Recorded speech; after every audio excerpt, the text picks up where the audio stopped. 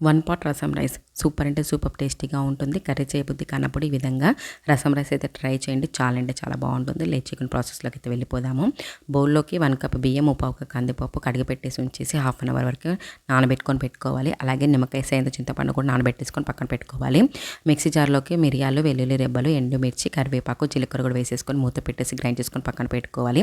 Stove వెలిగించి cooker పెట్టేసి 2 table spoons oil వేసుకొని ఆవాలు, జీలకర్ర, వెల్లుల్లి రెబ్బలు, కరివేపాకు, పచ్చిమిర్చి, ఎండుమిర్చి, మిరియాలు, వెల్లుల్లి రెబ్బలు కూడా వేసేసుకొని అలాగే కట్ చేసుకున్న టమాటా కూడా వేసుకొని మంచిగా ఫ్రై చేసుకున్న తర్వాత గ్రైండ్ చేసుకున్న పౌడర్ కూడా వేసేసుకొని మంచిగా ఫ్రై చేసుకోవాలి.